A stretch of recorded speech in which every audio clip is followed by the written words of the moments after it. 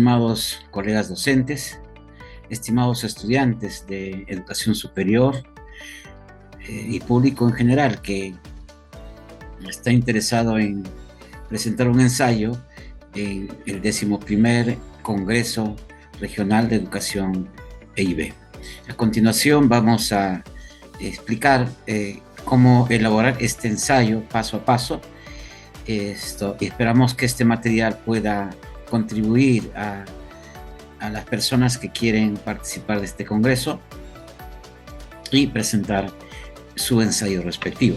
Bien, entonces, un ensayo tiene las siguientes partes, como ya lo habíamos indicado en las comunicaciones que hemos hecho a las diferentes provincias UGEL y a las instituciones también. El ensayo primero pues tiene un título, ¿no es cierto? Un título, y este título obviamente irá relacionado con la temática del Congreso. Recuerden que hay 9 mesas temáticas y los artículos estarán o girarán en torno a estas 9 mesas temáticas. Entonces tendremos un título que tendrá un título, el ensayo, luego tendrá una introducción, luego tendrá el cuerpo, el desarrollo, como lo llamamos, desarrollo de la temática que se quiere abordar, luego llegaremos a conclusiones y finalmente anotaremos la bibliografía.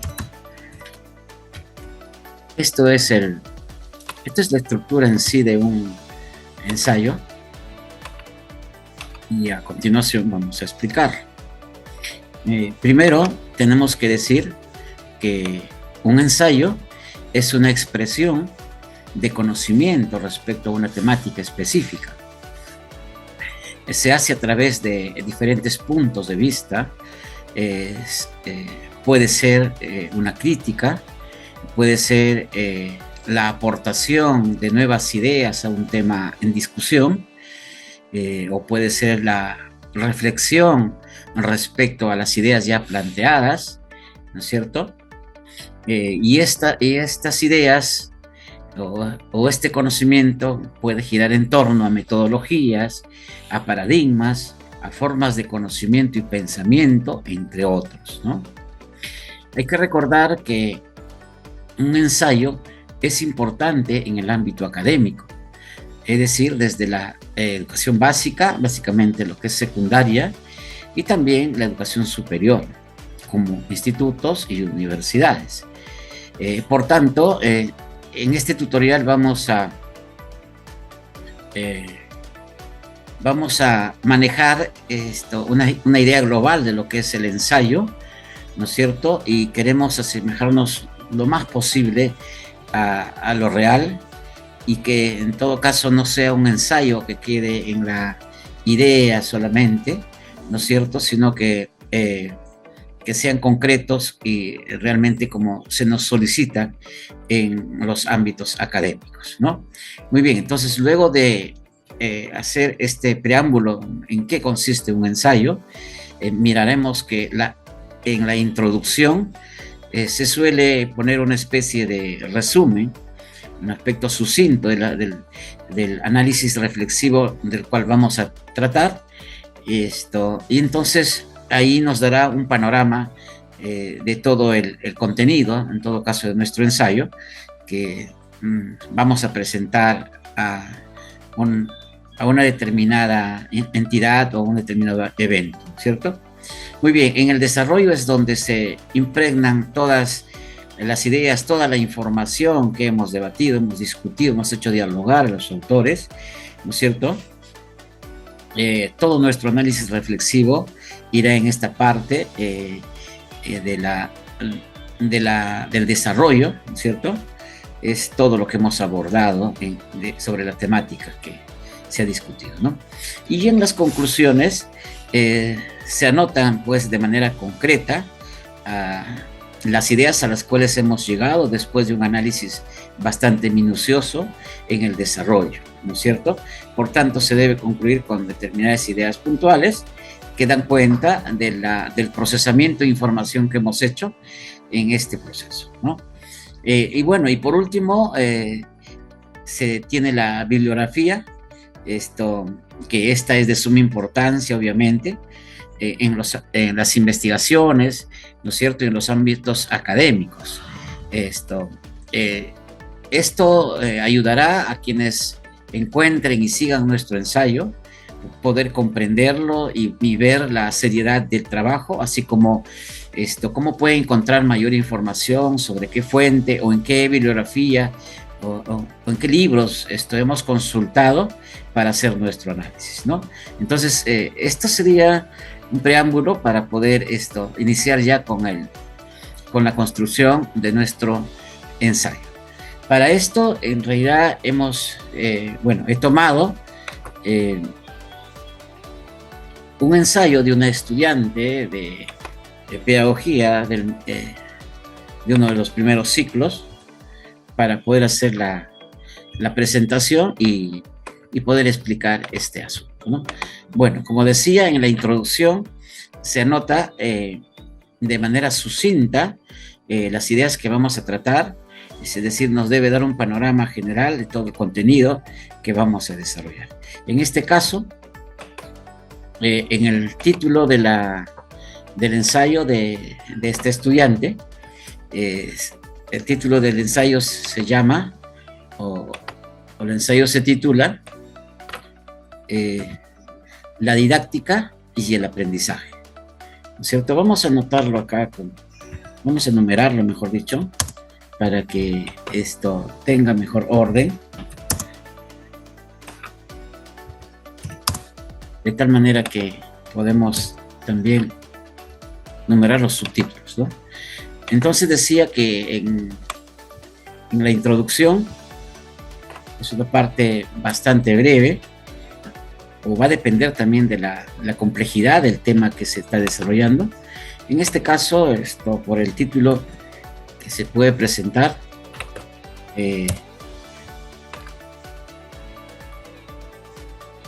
acá vamos a ver cómo es que se ha construido esta introducción. Voy a agrandar un poquito, vamos a aumentar el zoom para que se pueda observar. Creo que ahí está mejor. Muy bien. Entonces, decíamos que acá en esta parte, en la introducción, anotamos las ideas que vamos a utilizar, los conceptos que vamos a utilizar, y vamos a presentar un panorama de los contenidos de esta temática que se va a desarrollar. En este caso es la didáctica y el aprendizaje. Acá se ha notado, la didáctica en general trata de mejorar los aprendizajes escolares que son concebidos como el resultado de un conjunto o de un complejo proceso de intercambios funcionales que se establecen entre sus elementos básicos. En este caso, el estudiante que aprende, el contenido que es objeto de aprendizaje y el profesor que ayuda al estudiante a dotarse de significados y a contribuirse sentido a lo que aprende, ¿no? O atribuirle sentido a lo que aprende. Entonces acá estamos poniendo en el primer párrafo. Recuerden que los párrafos en un trabajo académico no debe tener más de 8 líneas. En este caso tiene 5. Entonces en este primer párrafo se presenta un primer concepto respecto a la didáctica, qué es lo que se entiende por didáctica, ¿no? En el siguiente párrafo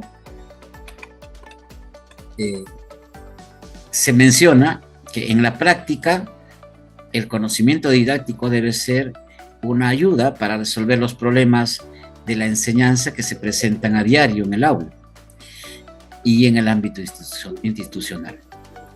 Acá decimos que en este trabajo se aborda, con base en la teoría, desde diferentes puntos de vista, los elementos de la didáctica, como son ciencias de la educación, pedagogía y didáctica, didáctica y currículum, programación didáctica, estrategias didácticas y evaluación. Luego de discutir estas ideas, luego de hacer reflexiones respecto a estas ideas en cuestión, anotaremos algunas conclusiones.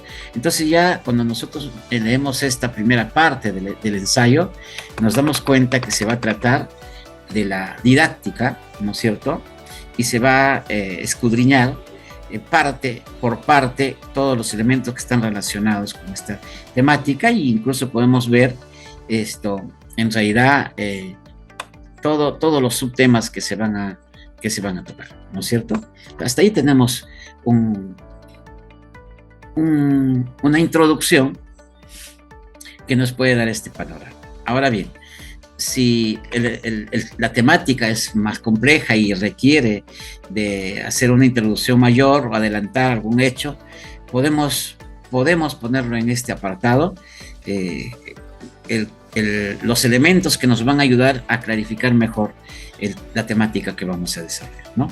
En este caso va a quedar así y vamos a la siguiente parte, que es el desarrollo. Recuerden que por cuestiones didácticas yo ya lo tengo el ensayo elaborado, y solamente voy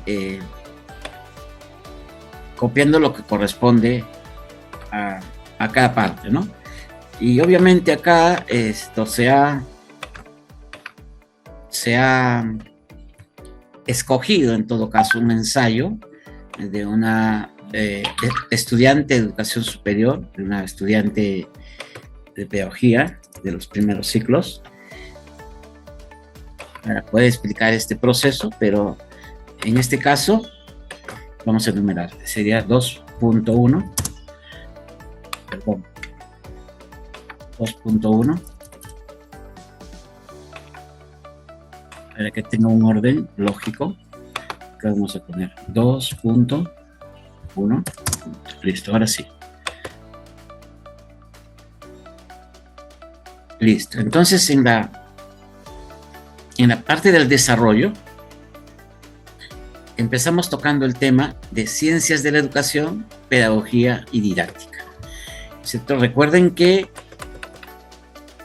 para poder empezar el análisis de los temas tenemos que basarnos en fuentes confiables, ¿no es cierto?, que nos ayuden a darle soporte teórico y científico a nuestro artículo, en este caso nuestro ensayo, ¿no es cierto?, nuestro ensayo académico. En este caso, se anota acá que la didáctica general se ocupa de los principios, modelos, diseños, técnicas, procedimientos generales a situaciones o contextos diferentes, mientras que la didáctica específica se orienta a las diferentes materias o contenidos curriculares. Habría que aclarar y resaltar que acá en esta parte, si ponemos el cursor sobre este uno que está pequeño al costado de la palabra curriculares, nos puede mostrar una ventana que es lo mismo que está a pie de página, ¿cierto? Entonces, para poder hacer este pie de página, vamos a hacerlo de nuevo, lo vamos a borrar y vamos a hacer en referencias. Vamos, acá dice pie de página, lo voy a hacer el camino que es mucho más corto para que se pueda ver, ¿no? Entonces ponemos pie de página y nos va a llevar acá, ¿no es cierto? Nos va a llevar acá para poder redactar las aclaraciones que vamos a hacer respecto al autor que hemos consultado. ¿Está bien? Entonces acá anotamos en esta parte del pie de página, anotamos, como digo, yo ya tuve redactado y por eso simplemente lo copio. Alicia Escribano González, en su libro Aprender a Enseñar, Fundamentos de Didáctica General, que fue publicado en el año 2004, explica la naturaleza de la didáctica y la diferencia de didáctica general y didáctica específica, página 30. Entonces yo sé de dónde se sacó esta idea, ¿no? Quiere decir que toda esta idea, yo estoy tomando de esta autora, que es Alicia Escribano González. Muy bien, entonces continúo. Como estoy hablando de didáctica, digo que forma parte del ámbito de las ciencias de la educación. Es una ciencia interdisciplinar en la que tiene cabida todas las ciencias de la educación. La didáctica es un campo científico de conocimientos teórico-prácticos y tecnológicos cuyo eje central es la descripción, interpretación y práctica proyectiva de los procesos intencionales de enseñanza-aprendizaje, ¿no? Que se desarrollan en contextos de relación y comunicación para la integración de la cultura con el fin de transformarla. Esto lo dice González en el año 1989, página 57, ¿no? Entonces, es acá donde podemos observar que se está cogiendo ideas de autores que han hecho ya investigaciones respecto a este tema y dejamos constancia que estamos citando acá a los autores, ¿no? Acá se ha citado ya a 2 autores. Muy bien, entonces seguimos acá y seguimos discutiendo o describiendo la misma idea. En su ámbito de estudio incluye, por tanto, cualquiera de las didácticas específicas, desde las ciencias experimentales o las matemáticas hasta la educación física, ¿no? Se concibe en la actualidad como ciencia, teoría y arte para la comprensión de los procesos de enseñanza-aprendizaje en contextos organizados e institucionales, ¿no? Su funcionalidad es formativa, pero también se considera que debe asumir la responsabilidad y el compromiso ético que implica su desarrollo.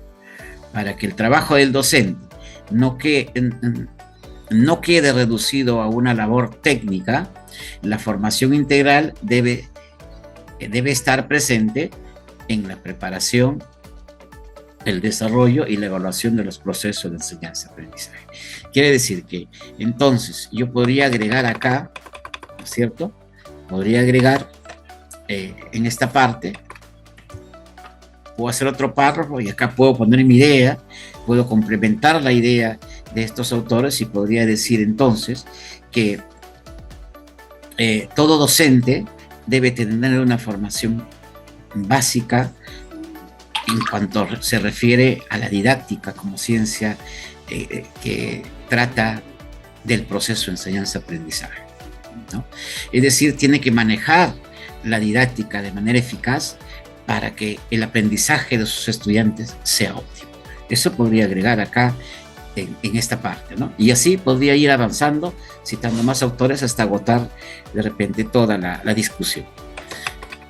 Entonces, lo que yo voy a hacer es mostrarles esta primera parte, es decir, cómo vamos construyendo desde la introducción y cómo vamos, en todo caso, paso a paso, mirando cómo vamos construyendo los párrafos y cómo vamos citando, en realidad, para poderle dar consistencia a nuestro ensayo, ¿no es cierto?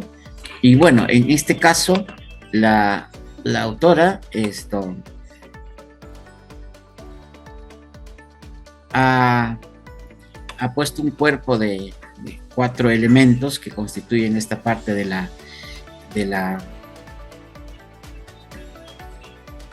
desarrollo del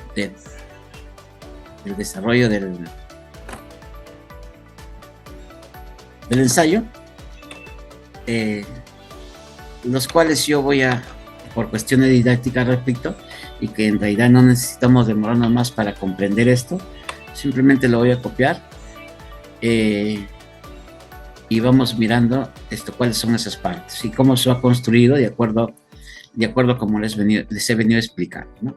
Entonces, en la primera parte hemos puesto, a ver, en esta primera parte es 2.1. Vamos a ponerle sus respectivas numeraciones a los subtítulos. A ver, esto es 2.1 y el que sigue será 2.2. El que sigue será 2.3 y por último será 2.4. Muy bien. allá, 2.4 y 2.5 es la corrección. Espero que esté haciendo, ¿no? Muy bien, entonces, para los que me están observando, miren que esto no es tan sencillo de repente elaborar un ensayo, pero tampoco es imposible, no es difícil, ¿no? Necesitamos un poco de paciencia para consultar a los autores quienes abordan el tema, ¿no es cierto? E ir construyendo nuestro ensayo, ¿no? Muy bien, entonces la autora de este ensayo ha tenido a bien abordar el tema hasta acá, todo el cuerpo del ensayo, ¿verdad? Toda esta parte es el cuerpo del ensayo, pero se ha ido construyendo en base a los primeros párrafos que yo los he mencionado, con las citas correspondientes, ¿no es cierto? Luego lo vamos a revisar y le vamos a dar formato, le vamos a dar forma, le vamos a poner espacio, tipo de fuente, tamaño de fuente, eso lo vemos al final en la revisión que hacemos, ¿no? Muy bien, entonces, como ya se ha agotado todo el contenido de los elementos que hemos dicho que se va a abordar, es decir, en la introducción hemos anotado que se van a abordar todos estos elementos y además vamos a anotar las conclusiones. Entonces ya se abordaron todos los elementos en el cuerpo, ahora vamos a anotar las conclusiones. Vamos a anotar acá las conclusiones, ¿cierto? Entonces, en las conclusiones vamos a poner qué conclusiones puso esta autora para este ensayo, y luego anotaremos la bibliografía, ¿no? Acá están las conclusiones que ha puesto la autora. Se ha copiado con negrita porque puse así bueno, lo importante es que se pueda ver. A ver, creo que estoy trabajando con Arial 12, si no me equivoco, y está seca. Luego le vamos a mejorar. Vamos a dar una revisión general después.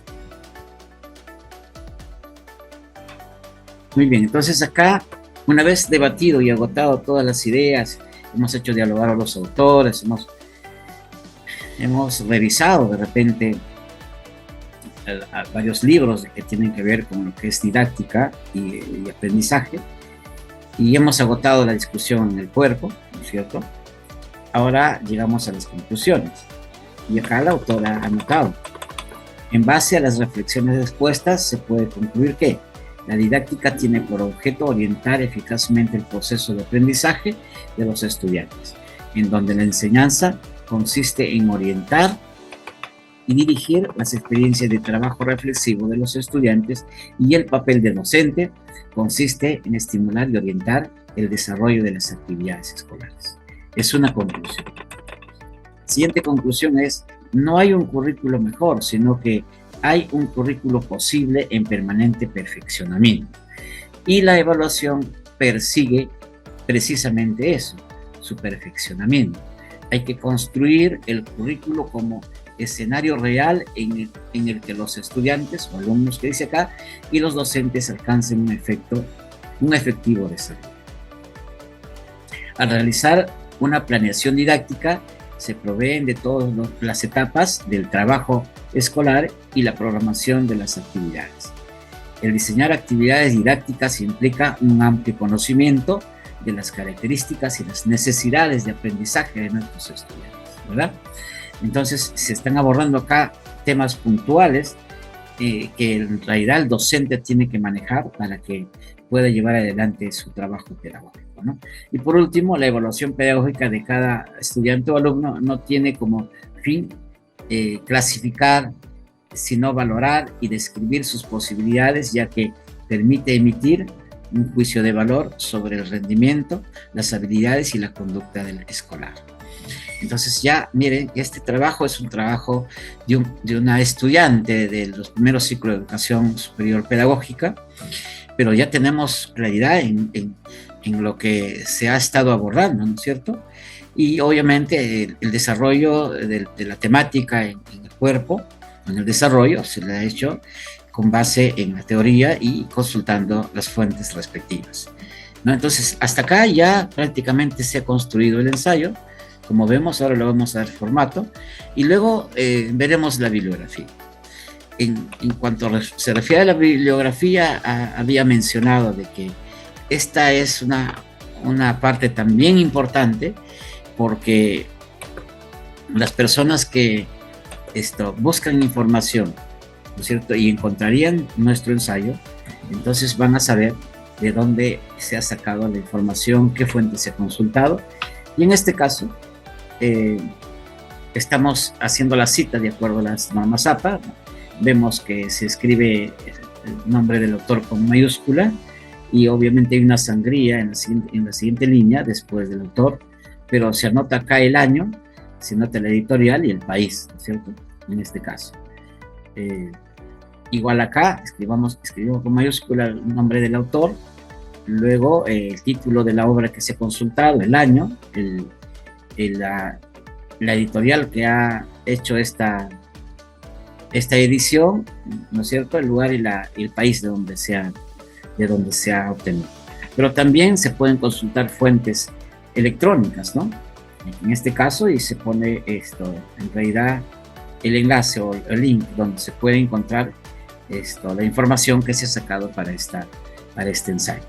Recuerden que en el internet, si ponemos en el buscador Google, vamos a encontrar una cantidad grande de información respecto al tema que buscamos, pero no debemos irnos ahí, sino en la misma página de Google vamos a ir donde dice libros, ¿no es cierto? En ese punto donde dice libros, podemos encontrar también libros, pero ya sabemos que un libro, para que pueda editarse, pasa por una revisión de estilo, pasa siempre, si es de una universidad, todavía pasa por una revisión del consejo académico.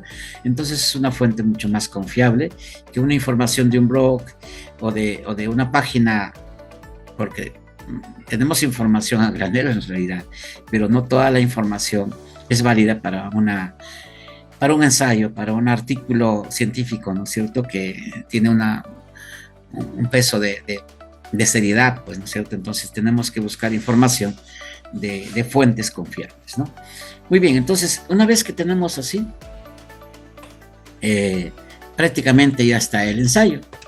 Entonces ahora sí vamos a darle qué tipo de fuente voy a utilizar. En este caso voy a usar Arial 12, ¿no es cierto? Arial 12. Voy a ponerle un espacio de 1.5, ¿no es cierto?, para que se pueda ver, se pueda leer mejor. Y ahora voy a ver, vamos a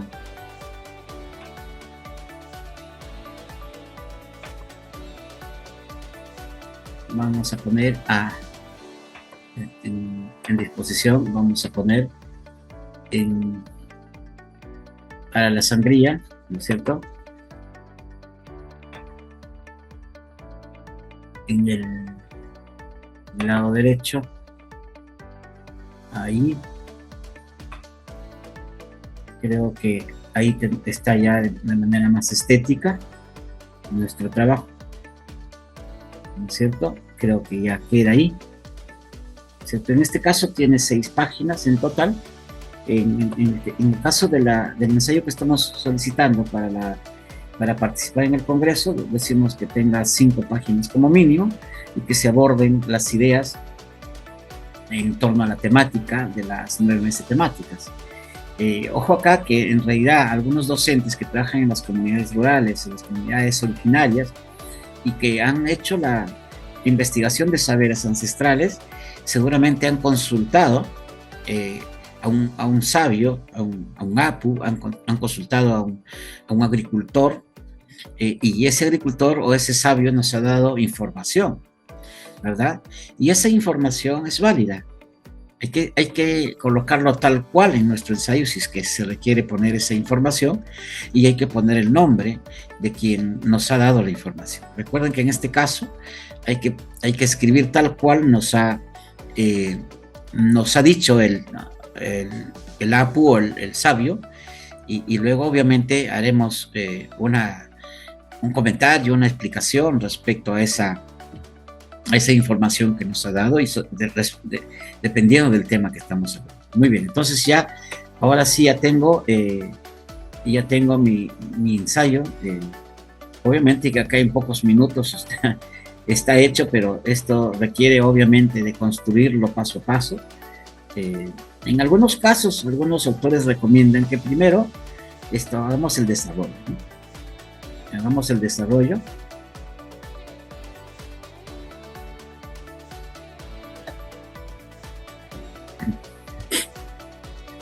Y luego, una vez terminado el cuerpo, ¿no es cierto? Y las conclusiones, que recién vayamos a la introducción para que se pueda ver con mejor detalle lo que se ha dado, ¿no? Muy bien. Entonces, una vez que ya tenemos esto acá, esto es necesario para darle un poco de estética, ponerle una carácter, ¿no? Entonces, esto ya se puede hacer al final. Yo voy acá a insertar, ¿no es cierto? Insertar páginas. A ver.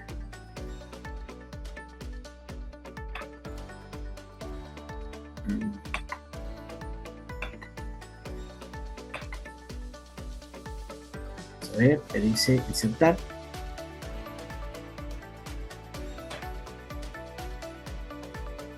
Insertar portada, de repente vamos a ponerle. Vamos a insertar una portada. En este caso vamos a insertar este tipo de portada, ¿no es cierto? Y con esto ya prácticamente le voy dando cuerpo a mi ensayo, ¿no? A ver, en este caso acá vamos a poner el título. El título es La didáctica y aprendizaje. Debería ser didáctica y aprendizaje, eso sería el título, no la didáctica y aprendizaje, ¿no? Entonces esto mismo voy a copiar y voy a poner acá en el título del documento, ¿no? Acá le voy a poner, vamos, mejor lo copiamos para que pueda copiar el mismo nombre. Entonces, didáctica y aprendizaje, ¿no es cierto? Este subtítulo lo eliminamos y ya va quedando, en este caso es un cuadro más grande. Vamos a cortar para poder subirlo un poco. Ya está. Entonces, en esta parte donde dice la descripción podemos poner una descripción breve, ¿no es cierto?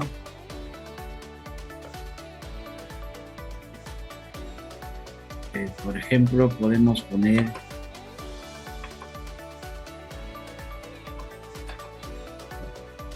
en donde dice descripción breve, podemos poner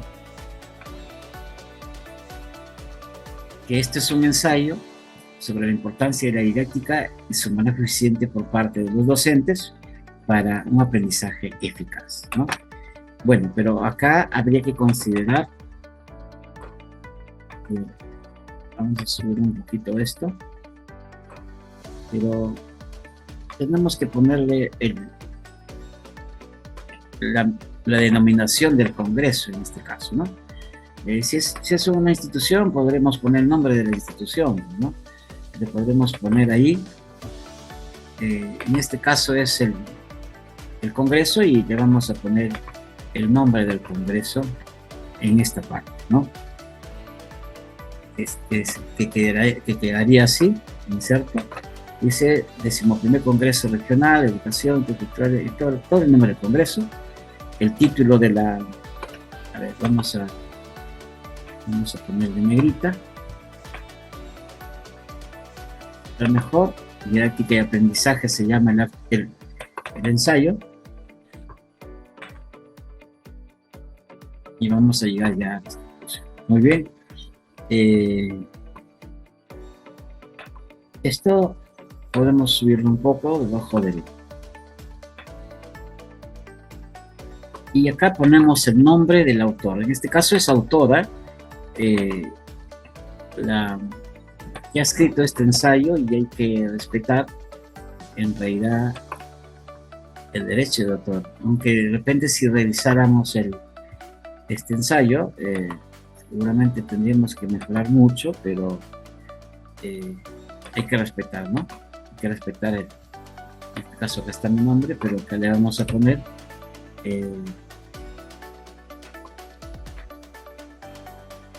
el nombre del autor de este ensayo que hemos cogido, para no estar sí, acortemos un poco, subimos, y luego nos faltaría, a ver, ya está el nombre de la institución, en este caso el Congreso, título del ensayo, un comentario breve, y abajo nos faltaría poner el lugar y la fecha de donde hemos elaborado, hemos participado en este caso en el Congreso, ¿no? Entonces nos falta solo eso, y con eso ya iríamos dando forma a nuestro ensayo. A ver, vamos a ver, tener un poquito de paciencia acá para construir acá. A ver. Acá está. Este lo ponemos abajo para darle, ¿no?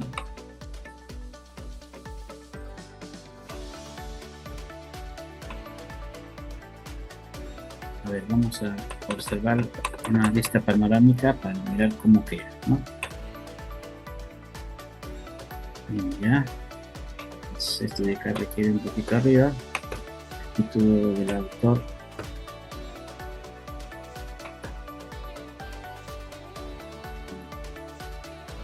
Puede correr a veces, correr a la otra página y puede quedar San Martín, Perú 2022.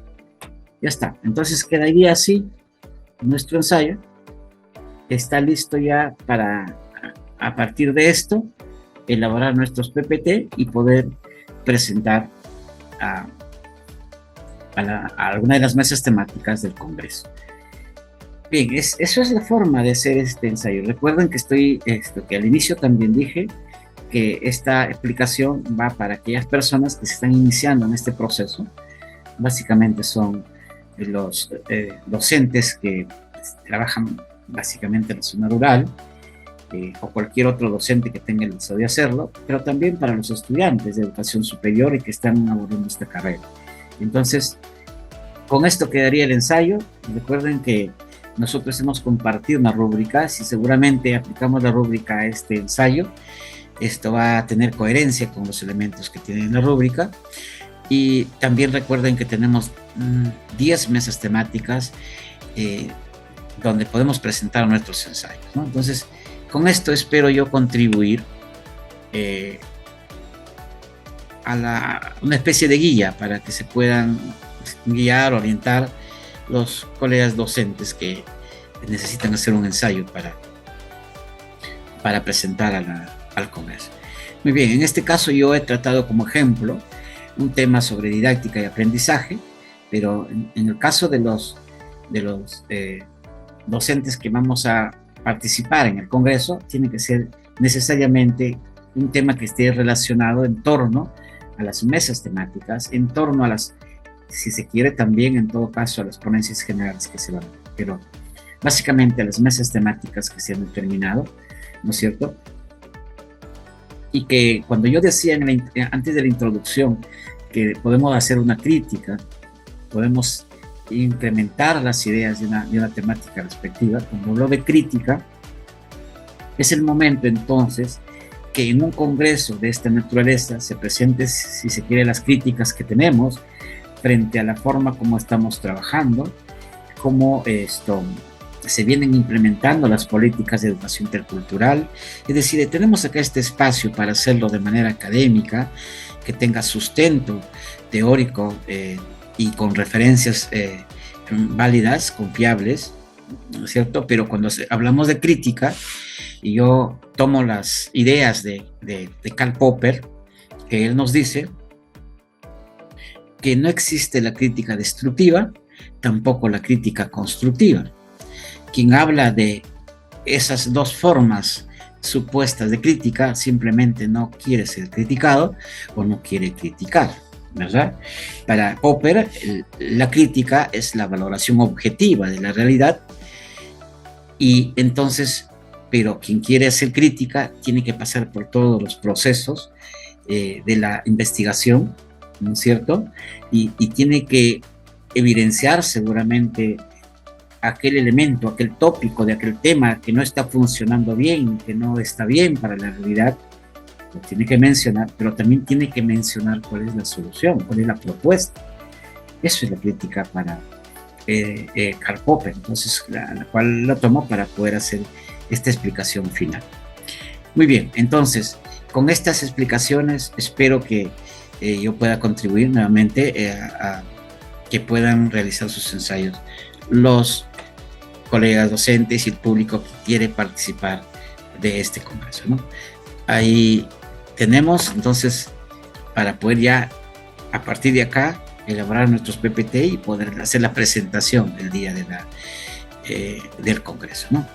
Muchas gracias, les agradezco por prestar atención a este proceso, y cualquier información estamos para poder responderlo desde la UGEL Lamas. Un abrazo grande y que todo sea éxito. Muchas gracias.